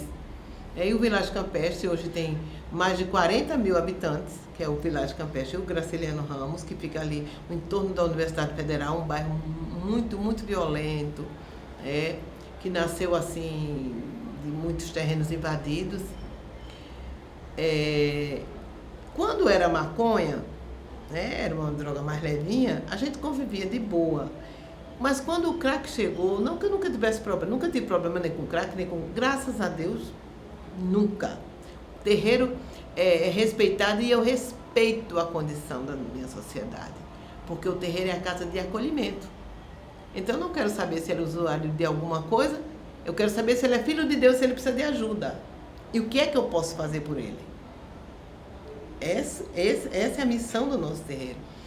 Então algumas mães se desesperaram, porque queriam ajudar seus filhos, e eu chamei para trabalhar comigo, para a gente gerar renda, para melhorar a condição de vida delas. Só que elas iam trabalhar e levavam os filhos. E eu não aguentava, meu Deus do céu, como é que eu vou trabalhar, costurar com esses meninos aqui comendo o juízo da gente? Não tem condição. Aí um filho de santo meu, que é capoeirista, hoje ele está na Marinha, ele disse, mãe, eu posso vir dar aula de capoeira esse menino? Pelo menos a senhora, a gente vai gastar energia desse menino e a senhora vai costurar. Eu disse, meu filho, venha com Deus, você ainda me pergunta.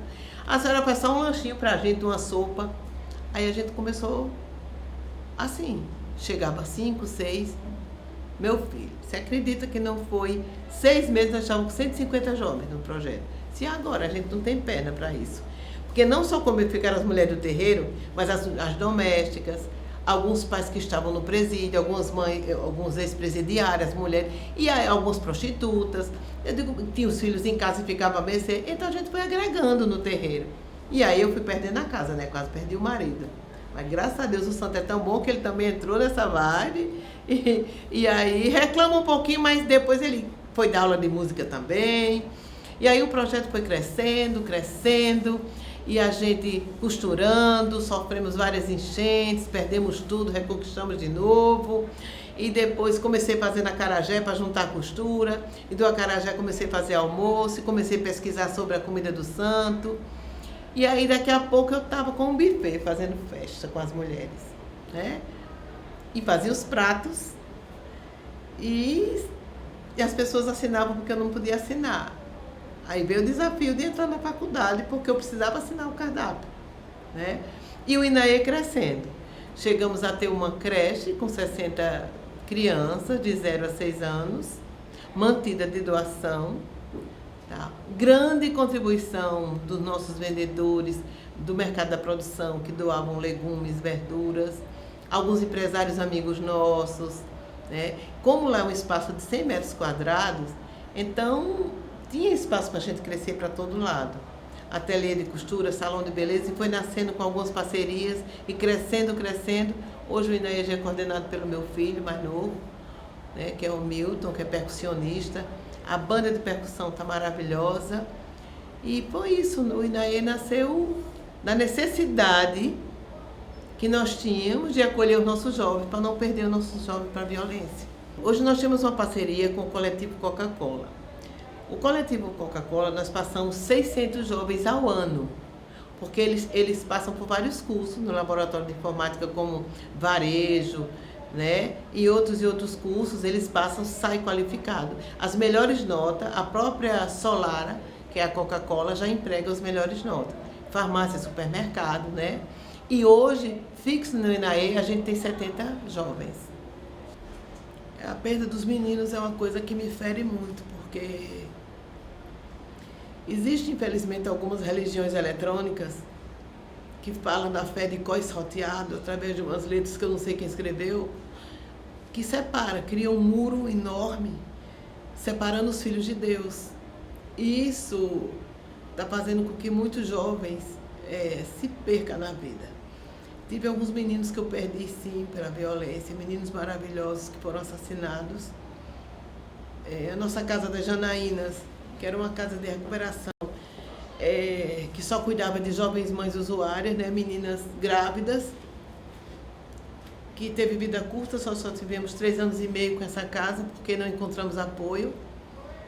E foi muito difícil manter a Casa das Janaínas. Fizemos umas parcerias com amigos, fizemos parceria com o consultório de rua, que é um trabalho maravilhoso, né, e que não é tão reconhecido em Alagoas, nem no Brasil. O consultório de rua ajuda, recupera muita gente, acolhe muita gente. Mas, como eu não subo em palco político partidário, ficou difícil. Ficou muito difícil manter a Casa das Janaínas. Para mim, foi um aborto. Porque muitas vezes eles pregam para aqueles meninos que aquele menino vai para aquela colônia, ele vai orar todos os dias, que é maravilhoso, mas que quando ele sair dali bom, ele vai ter emprego, ele vai ter respeito, que Deus vai dar tudo a ele. Esquecem de dizer que quando eles saírem dali, eles vão enfrentar a mesma violência no bairro, eles vão enfrentar o preconceito, o racismo de ter sido, ou quando é preto, ter sido candomblé, ou ter sido usuário. Tem que se trabalhar essa questão para quando eles voltarem para a vida, eles saberem que Deus está ali do lado dele, mas você ainda tem que enfrentar muita coisa. E muitas vezes os meninos se perdem totalmente. Eles passam a desacreditar até que Deus existe. Né? E muitas vezes faz conselho, você sai porque ali agou meu pai, que não tenho nada, né? O povo fala muito em demônio, né? Eu que pari o seu Mateus que balança, não fui eu que parei ele, não tenho nada com ele. Vai para lá que é a casa do demônio. E esquece, o pensamento é tão mesquinho, é tão preconceituoso, ele é tão racista, ele é tão intolerante, que ele prefere ver um menino jogado na violência do que ver um jovem salvo por uma comunidade de terreiro. Né? Ao contrário, que eu digo, a gente tem que pregar o amor para todos. A gente tem que pregar o amor. Eu sei que o evangélico salva muita gente.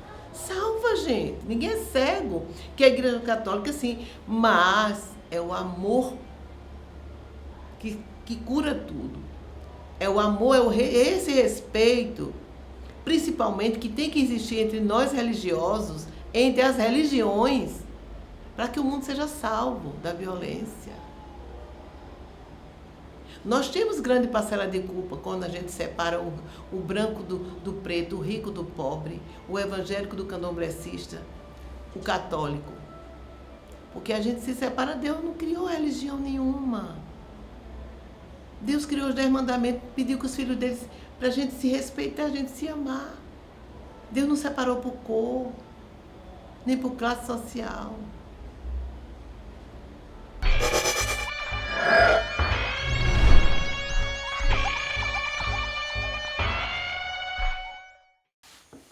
Bom, na verdade, o povo tingui, né, que descende dos Cariri, e que hoje Cariri Chocó, que na verdade o nome antigo é Desbucuá, né? Aquele povo do rio, aquele que habita o rio. Então, na verdade, o nosso território é de Minas Gerais até a Foz de São Francisco, até Piaçabuçu, né? Então, da nascente lá, da Cascadanta até aqui, é o espaço onde o Desbucuá iam e vinham, né? Fazer trocas, fazer guerra, fazer alianças, plantar. E também outros povos, né? Como o Pedra Branca, o Quipiá. Então, esse é o nome antigo, né? É o nome antigo. Quando os jesuítas chegaram e outros deram esse nome, né? De Cariri. E aí, que é uma grande nação. Dentro dos Cariri tem os Aconã, tem os Tinguibotó, os Carapotó, Plaquiô, né? É uma grande nação, uma família grande. Então, o nosso território, ele é extenso, ele é cerrado, caatinga, semiárido e Mata Atlântica, né? Então, é um território extenso. Então, não existia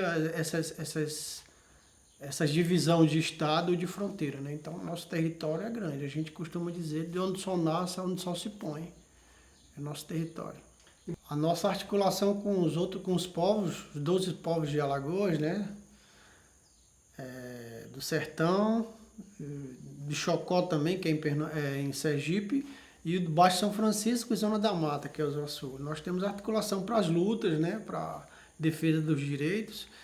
E com alguns povos, como o Cariri Chocó, o Carapotó Plaquiô, a gente temos a questão de frequentar o Uricuri, né? O ritual sagrado um do outro. Então tem essa coisa, tem aliança das lideranças, tem questão familiar, tem questão de casamentos ainda.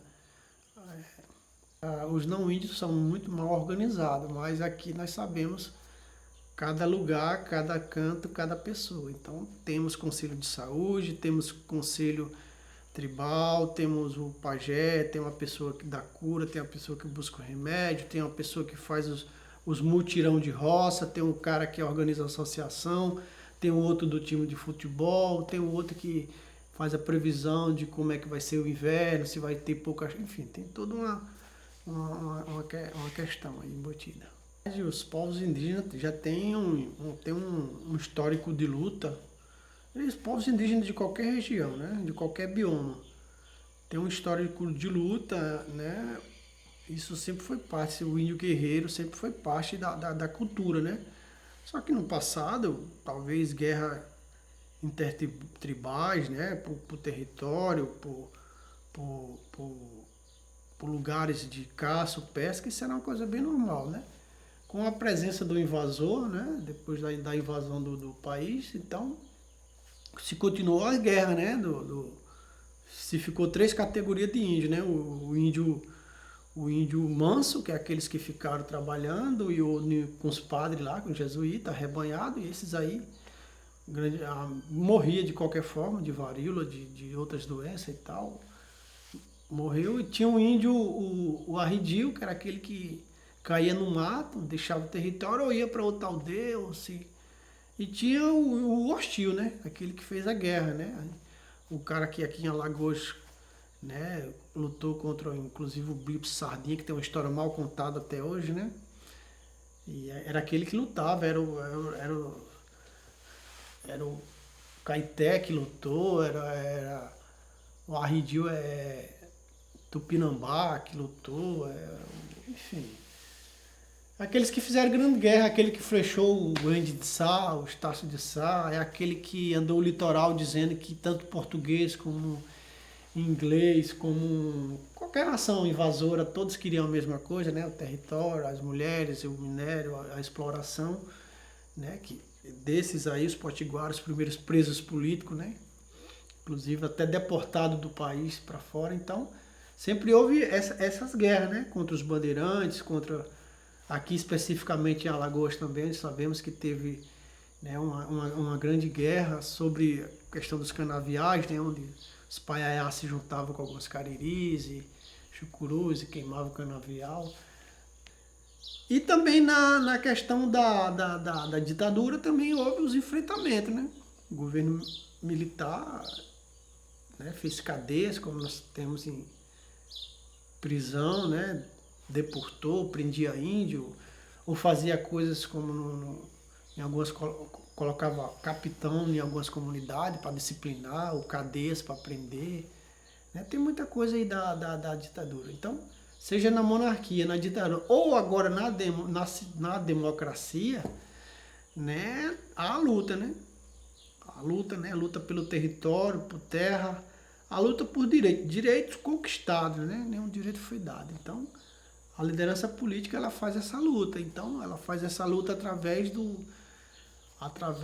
documento, né, da escrita, através da oratória, através do argumento, através de se juntar em grupo e protestar, se manifestar, fazer passeata, fazer acampamentos, né, denunciar aqui, denunciar lá fora também. Na verdade, o Quilombo dos Palmares, de União dos Palmares, é uma aldeia. Era um aldeamento cariri. Ao contrário que as pessoas achavam que poderia ser até Caeté, mas não seria, até por ser zona da mata, não Caeté, Cariri. Posso provar porque os mais velhos, os antigos Cariri, já relatavam isso, né? Que eles tinham lá esse lugar lá, né? E aí, então não se chamava Serra da Barriga, nem era um município de União, mas eles já falavam disso, nesse lugar alto que tal, que se escondia e tinha vários indígena, como lá em Cariri-Chocó, Porto Real do Colégio, era uma antiga colônia, né, de jesuíta, eles juntavam indígena de tudo que é povo, né? Lá era uma antiga missão, então isso era bem forte, esse relato, né? Também há uma outra questão de como que os afrodescendentes encontraram esse lugar e o povo que estava aqui não encontraram primeiro. Então são dois argumentos. E o terceiro são escavações e questões arqueológicas, né? Peças de cerâmica, cachimbo, panelas e tudo que prova que ali teve a presença indígena também. O quarto argumento é uma questão mais espiritual, mais religiosa, de contato. Então, eu particularmente já fui várias vezes lá, então são coisas que sabemos e podemos provar dessa forma. Não tirando todo a história bonita e o brilho da resistência negra, né, dos povos negros que ali tiveram e fizeram luta também, mas que eu estou dizendo que ali já era o início de gestação de um movimento social, onde havia já negro, indígenas e também outras pessoas descontentes com o governo, né, e outros fujões, então, enfim. É preciso fazer um exercício mental no sentido que o não índio, quando ele precisa de algo, ele vai até o mercado e na prateleira tem tudo aquilo que ele, ou quase tudo, que ele precisa. Então, tá lá. Então, num espaço pequeno, né, ele consegue ter praticamente tudo para a sobrevivência dele. Agora a gente precisa voltar isso na questão do indígena. É impossível você ter a nascente d'água, o barro para cerâmica, o peixe, a caça, o lugar para roça, o lugar para casa, tudo no mesmo local. A palha, o cipó, não está tudo no mesmo local. Então, muitas vezes, o lugar da palha está ali a alguns quilômetros, mas a água doce está ali, o rio, a pesca está ali, a caça ali, o lugar de roça é lá do outro lado, o lugar de fazer a aldeia é bom. Então, o espaço precisa ser grande para a reprodução física e cultural daquela comunidade, né? Então, o espaço é insuficiente, né? E aí, essa pergunta, se o espaço é suficiente, a resposta seria assim, como que você, né? Você entra na casa de alguém, você toma toda a casa, domina, e alguém fica lá com os quartinhos do fundo, né? Aí depois você pergunta pro cara, tá bom pra você aí? Não, lógico, se eu tenho tudo, se a casa toda era minha, os quartinhos do fundo não seria o ideal, né? Então, 530 hectares de terra para quem foi dono de todo o território, juntamente com os demais parentes, lógico, né? Aqui na Bahia, o que está acontecendo é uma milícia agrária, né?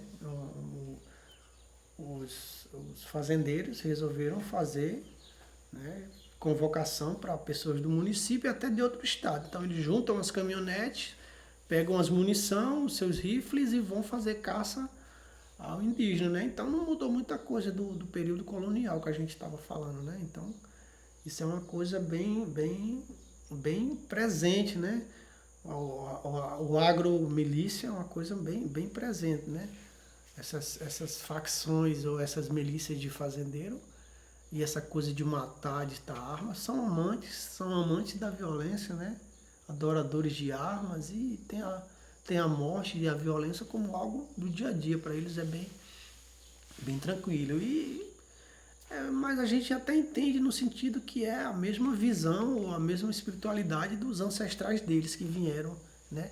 Porque se você for ver, essas pessoas são gerações daqueles dos invasores, né? Então, no Maranhão, os Guajajara tem acontecido muita morte, também no Mato Grosso, né? Mato Grosso do Sul, onde crianças têm, inclusive há pouco tempo, crianças de 13 anos foi morta, violentada, né? Agora uma liderança foi morto também, baleado, e também no norte também, né? Em Roraima a gente teve criança Yanomami dragado por bomba, né? Ataque às aldeias, inclusive por comandos de facções do Rio de São Paulo, que se instalou lá, né? Facções, enfim, que tem essa coisa da mineração como mais uma perna de captação de recursos, não só o tráfico de drogas, mas tem essa coisa também. Então se instalou nessa República de Banana, né? Nessa terra de Veracruz, nesse lugar chamado Brasil, essa coisa agora do coronel, do fazendeiro, do miliciano, do matador, né? Das armas, da violência, né? Do bandeirante.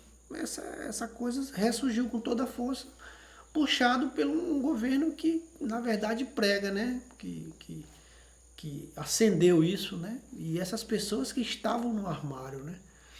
Se costuma muito dizer que alguém saiu do armário é quando alguém revela a sua preferência sexual, né? Que o cara revela que é, né, LGBT, tal. Então, saiu do armário. Não, na verdade, quem saiu do armário foram essas pessoas que tinham esses pensamentos contra nordestino, contra índio, contra negro, contra pobre, contra periférico. Então eles saíram do armário e é muita gente.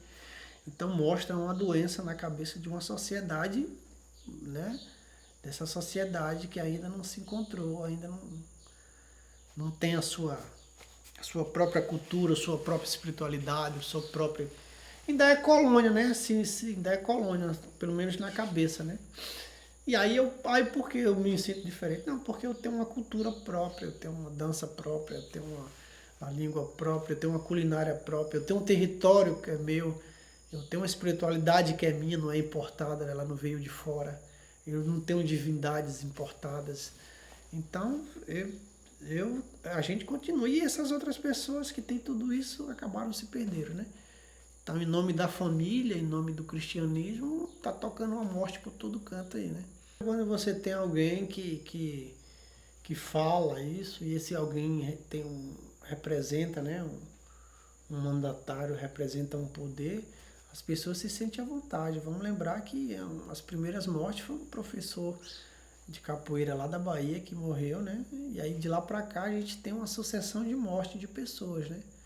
Esses tempos agora tinha um outro fazendo um aniversário lá por conta de uma toalha lá, morreu também, né? Então não é uma questão só com os indígenas, com o quilombola, né? É uma questão com todos esses. Então, mas é um preconceito. Esse governo talvez tenha feito isso, né?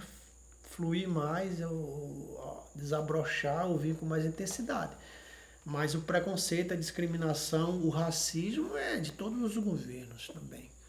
Né? Não sei qual foi o governo pró-indígena, né? Não sei qual foi o poder. Se foi lá na monarquia, se foi na ditadura ou na democracia. Não, ainda não consegui identificar. Né? Tanto é que nós temos os mesmos problemas do Brasil colônia. Continuamos morrendo de pandemia, né? Isso aí, morremos de doenças ainda. Não só da Covid, de malária, de febre amarela, de dengue, de chikungunya, de desnutrição. Continuamos morrendo de doença, continuamos morrendo a bala, continuamos com o território sendo invadido e continuamos sendo ignorados, né? Então, depois de 522 anos, ainda há um problema. E a sociedade brasileira, de fato, não conhece os povos indígenas, não sabe da sua cultura, da sua culinária, da sua espiritualidade. Nas universidades, 300 e tantos povos, né? 200 e tantas línguas, nas universidades não se tem, né? Se fala o inglês, se fala o espanhol, se fala outros, mas e as línguas dos povos indígenas? O que é que se tem lá? Né? Então, assim, é uma questão de Brasil, com mais ou menos intensidade, mas que o preconceito e a discriminação está em todo lugar, inclusive nas universidades também. Bom, primeiro que a questão geral das armas, ela serve para quê? Ela só tem uma finalidade. A arma, ela só tem uma finalidade, para matar, para ceifar a vida do outro, né? Bom, essa é a finalidade. Segundo, que nós não vimos nenhum conflito, né, armado ser resolvido. E aí a gente pode, inclusive, sair para fora do país e buscar outros. Os lados armados a gente não vê. Né? Tem aí que tem gerações, né? Então, se a arma resolvesse, de fato, não teria esse. O outro ponto é que alguém lucra muito com isso, né? Com as armas, com as mortes, com as desavenças. E o terceiro é que não faz parte da nossa cultura essa questão da arma de fogo. Então, assim, não seria interessante, não é a ideia dos povos indígenas se armarem para fazer defesa. Porque, segundo a Constituição de 88, né? O responsável por fiscalizar, demarcar e proteger as terras é a Fundação Nacional do Índio. Então tem um órgão de governo para isso. Né? E aí tem o IBAMA, que é um órgão fiscalizador na questão ambiental também. ICMBio e aí outros órgãos de Estado. Né? Então o governo tem um próprio aparato para fazer toda a fiscalização da fauna, da flora dos territórios indígenas, que não é um patrimônio dos indígenas, e sim de toda a nação. Já que uma terra indígena pertence à União, se ela é da União, então ela pertence a todos os brasileiros. Né? Também, então é falso dizer que uma terra indígena é apenas dos indígenas. Não, ela é do indígena, o seu uso e usufruto, mas ela é da União, então é de toda a nação brasileira. E se falar de toda a questão da produção de água, né? Da produção da fauna, da flora, da proteção, da questão do oxigênio, do CO2, da questão, nem entrando nessa questão de mudanças climáticas, né? Do que uma terra indígena representa de bem para o planeta, então ela passa a ser do planeta. Aí volta para a questão, então é correto apenas o indígena pegar em arma, caso ele pudesse, coisa que em momento nenhum foi franqueada nem liberada, o porte de arma para a defesa do indígena. Olha, não pode desmatar, não pode queimar, não pode sujar o rio. Existem povos que é proibido fazer até xixi na água, de tão sagrados os rios são. Então veja bem, né? Então assim, ser muito, sei lá, me perdoe o burro, é muito ser burro não entender isso e achar que a terra é da União, a terra é de todo mundo.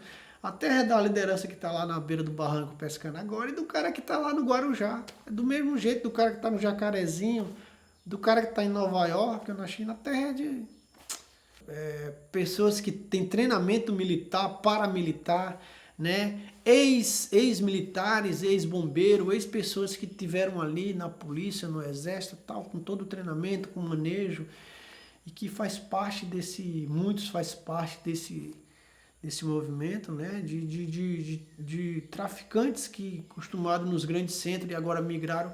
Então você achar que um indígena, né, que mal sabe manusear vai fazer frente é muito desigual, né? A gente não está falando do que aconteceu lá na Guatemala, da luta armada, que tinha uma paridade, né? E para isso teve acordo porque os parentes já... Né? A gente não está falando do que aconteceu nos países vizinhos, né? Das Farc, não estamos falando disso. Não, os indígenas não têm esse tipo de treinamento, né? Nem talvez nós quiséssemos. A responsabilidade precisa ser entregue de volta ao governo. Cabe ao governo federal, diz a Constituição de 88, tinha 5 anos para demarcar a terra. Né?